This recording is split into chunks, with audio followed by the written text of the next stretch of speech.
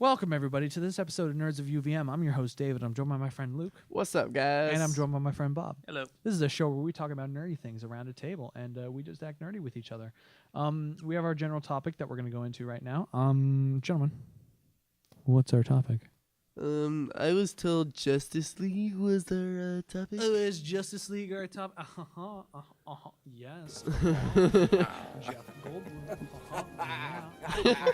I actually talked about Jeff Goldblum in my film class today. You talked about Jeff Goldblum in your film class. Yep. Why did he come up? We were just talking about how he's a weirdo. What are you talking about? Jeff Goldblum is awesome. Is it No, he's awesome. Is it his voice? Is it the yes? If he was Alfred, thank you. That's like the thing, though. He's like known for that line. It only takes one line. The poor man. Oh boy, but he seems to be doing okay. I don't think he's a poor man. Nah, he's good. He's doing fine. He was in the last Thor movie, Yeah. which Thor good, not great. But we're not here to talk about that. Even okay, not really good. But yeah, let's talk about it. The Thor Justice movie? League, right? Justice League, that's our topic. Yeah. Okay, so gentlemen. That's what we have to do. Do a whole new intro. Yeah. Start the intro again.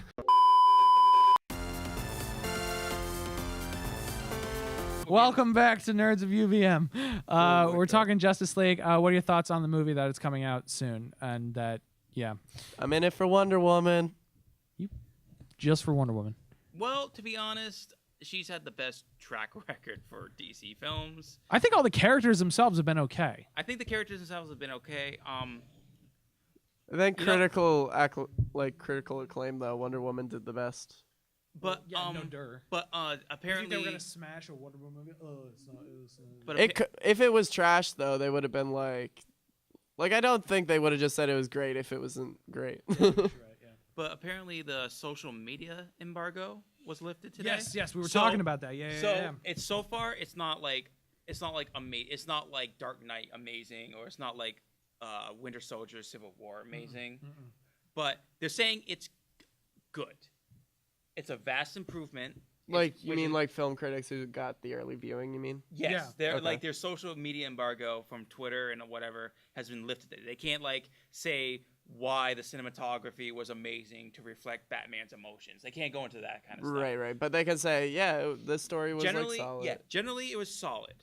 That's what the main impression that me and David got from a lot of the reviews. Okay. Is that they were generally solid. There was still some stuff that said it was a little bit of an improvement from Batman v Superman. I still enjoyed it. So overall, I could see it getting maybe around a 70% Rotten Tomatoes score before it hits theaters. Which is not bad. Which is not bad.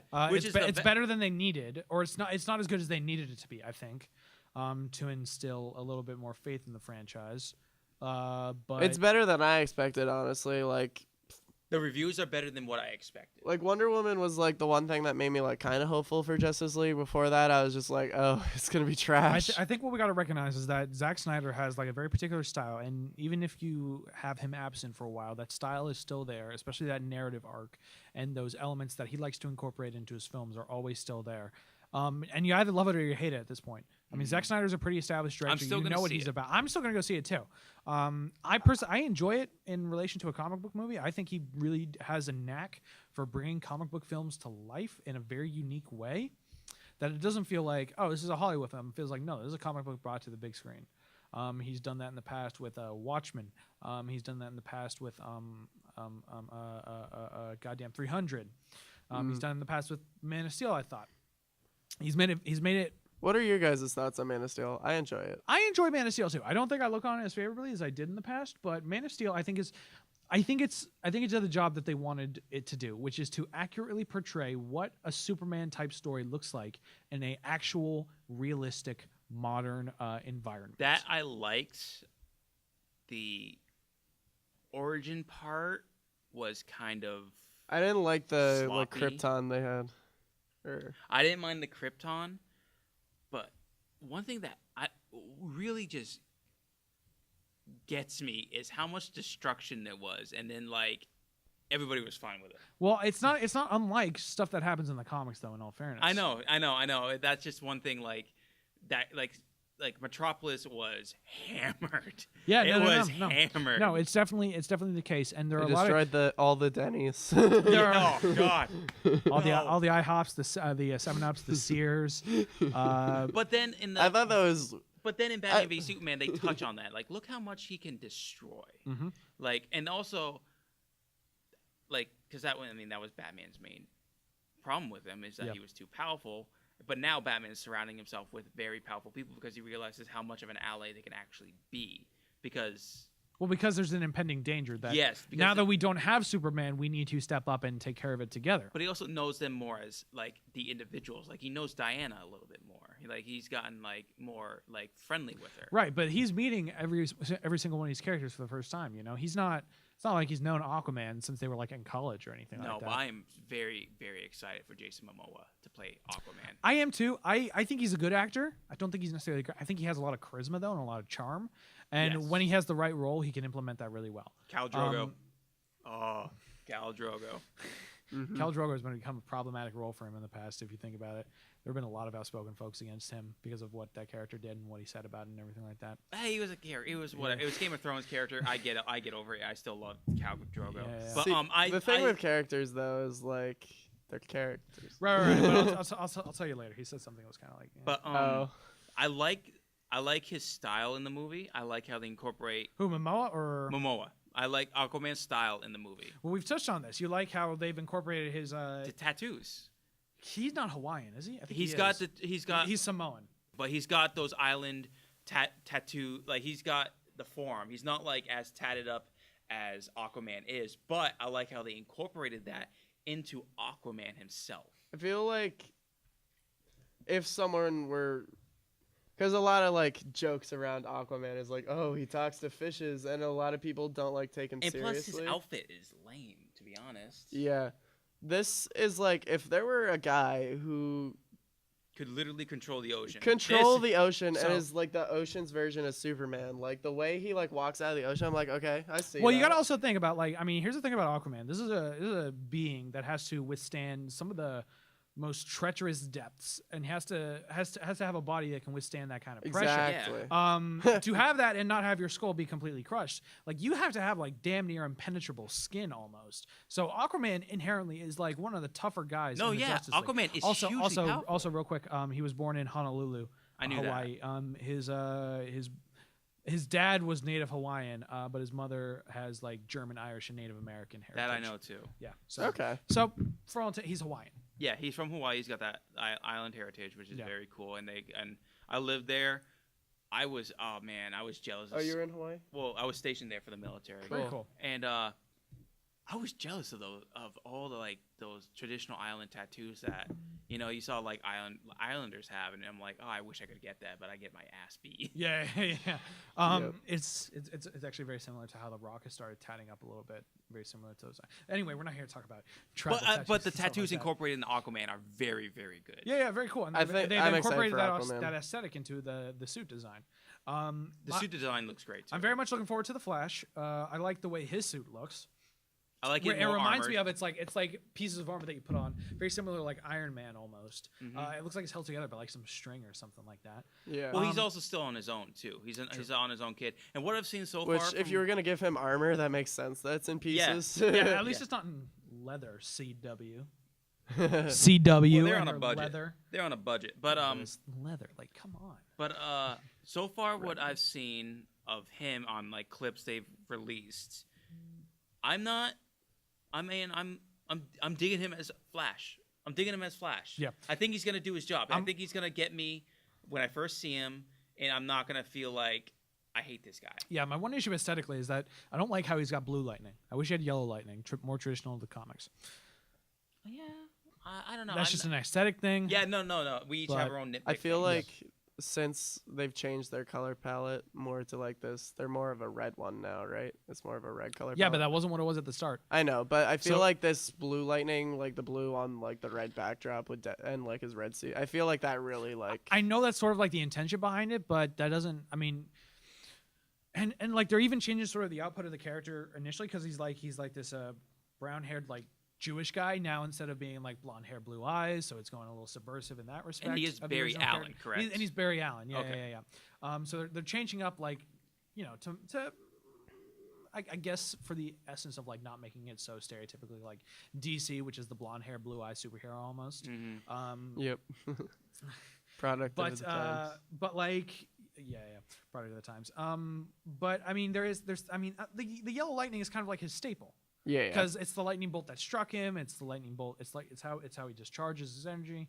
The blue lightning is saved for like the opponents, the villains, usually in the comics. Okay. Yeah. It's not with every single villain, but like the lightning variants because he's traditional lightning. Lightning So like variants are different usually speed reserved- villains have like different lightnings. Yeah, in the there's like Flash universe? there's like some different flashes that have the red lightning, some different flashes that utilize blue lightning. I think there's even been one that's like had like pure white lightning. That who's a new. I didn't newer know villain. much about the Flash universe, but now that I know that lightning's that like important to the universe in Like, that way, then I can see where that would be a problem for you and other fans. It doesn't necessarily distinguish allegiance so much as it does distinguish like I think the lightning is often supposed to represent like the purity of the character. And so being yellow as the one that we know, it's like the purest of heart almost. And as you go down the color spectrum, you realize there's like an altercation. There's an alteration of it. Now maybe what they'll do with the villains is like, okay, so this villain will be yellow lightning. This villain will be red lightning. It'll be purple, black, whatever it is. What it comes down to probably is they didn't think that far. I mean, I find that hard to believe because Zack Snyder is like a hardcore comics fan. Like he truly reveres these comics. No, he wants that's to tell it in true. his own way, but like I mean, Then there's got to be a reason. yeah, there's gotta be a reason. We'll find out when the movie comes around. And What do then you I just guys- wanted to touch on Cyborg. Okay, we can touch on Cyborg. I don't like that he's part of the Justice League. He was brought up during the New 52. I would assume as an effort because people like the character, but they don't like seeing him relegated to the Teen Titans role all the time.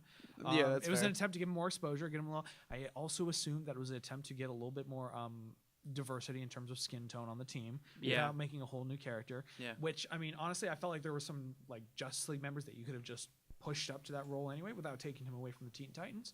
Because now there's like this weird dichotomy where like is Cyborg a Teen Titan? Is he a Justice League member? What's the relationship like that like? Is Teen Titans Go still running too? 'Cause It is, and he's on the Teen Titans team there. But they're also doing a live-action Teen Titans show for when DC launches their new streaming service. But Cyborg is not in that roster.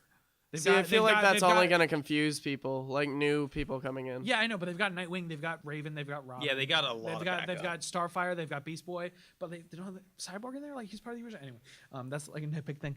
Yeah. What do you guys think of Steppenwolf? Well, hang on, I want to talk about Cyborg. Oh, I thought we were off. No, I'm no, no. sorry. I thought we were off. The CGI on Cyborg, it looks good. I wish they kind of would have given him something to look because he's just wearing a CGI suit the entire time. Yeah. So it's I gonna would have look preferred totally- something more natural, like akin to a Terminator thing. Not like Terminator I one would- for I one, would but have as well. I don't know if it's that possible. And ultimately, CGI is easier to do for like the filmmakers and stuff. But oh, still. I mean definitely, Yeah. but still, it's like I love costuming. You know, Mm-hmm. anything like any suit or part of a character that they CGI on is just something I'm not super into. And I have a lot of faith in the director or the actor as well. He's like a Broadway director, or a Broadway actor. That's cool. Ray Fisher. This is his first Hollywood film, I believe. So Oh, good for him. We'll see what happens with that. He but, got a good one. Hopefully yeah. they like ideally they'll be treating him well enough. I don't want them to killer croc him, you know, where he's just like there. He's just Yeah, there. yeah, Yeah, he's yeah. background noise. Yeah. Well, we'll see what happens with that. You want to talk about Steppenwolf?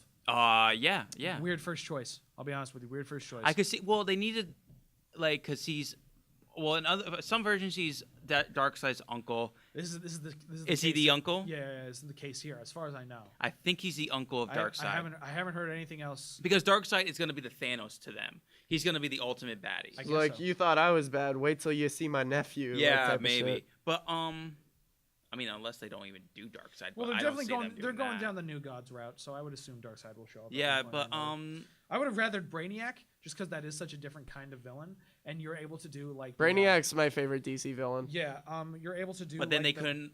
But then they would. That whole dream sequence in BVS would have made no sense. Yeah, I know, but like when you're thinking about like what the DC universe looks like, I would have rather you gone. All right, let's do Brainiac instead of like let's go for Steppenwolf. Just because I feel like Brainiac is also something cooler that can be done. I on could live see. screen. I could see. Yeah, and that I think to me that would have made more sense because I could have seen Brainiac do that to Lex Luthor more plausibly Yeah. than like Darkseid from like galaxies away. Yeah. Brainiac is much better at manipulating people. Yeah, than, and it could have been anybody. Yeah, and also you could have tied it back into like Superman's origin story because I remember the animated series, like Brainiac was the one who sort of set off the chain reaction to destroy Krypton. Yep. And then he keeps coming back for Superman. I mean, it's a plot. It's plot as an Injustice 2 that he collects worlds and stuff like that. I find Brainiac to be somewhat Because he just moves on. He drains just the resources as and he moves on. as a villain, just more interesting because he's very much like almost like a force of nature where he just doesn't care. He just come in and do what he's got to do and then he leaves. Yeah. He doesn't have emotion backing him up. Whereas like Steppenwolf, I don't know much about Steppenwolf. I don't know enough about Steppenwolf. I know I haven't read a single comic that he's been in. I haven't seen a single animated series or movie that he's been in. Of course, I might have missed something. Like I know Darkseid. I know Granny Goodness, but I don't know him. Like he's not. He wasn't. I just looked him up real quick to just see what he was like for the Superman original series, the cartoon. Yeah. He doesn't look good. He doesn't look good as a villain. No, I mean, no, he looks, what they he do. looks menacing in this movie, but No, but in the cartoon, he looks like, I don't know. He looks like a poor man's Robin. Oh no, poor man's Robin Hood. Wow. Yeah, he doesn't like instead of like that skull thing he has for a the helmet, horns which and is stuff? badass. Yep. He has like a tilted nightcap. Wow. Like I'm Steppenwolf. Like no, go away. That's lame.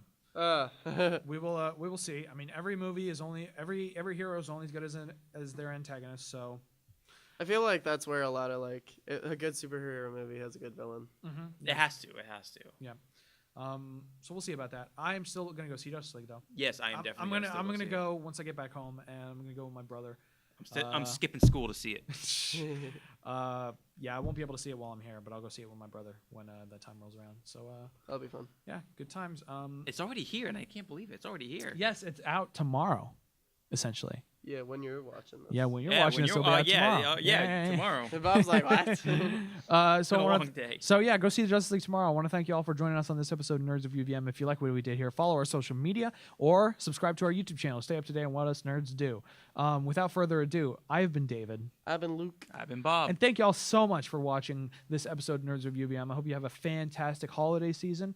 Stay safe, hang out, get some good food with some family, and as always, live long and prosper. I hear you can talk to fish.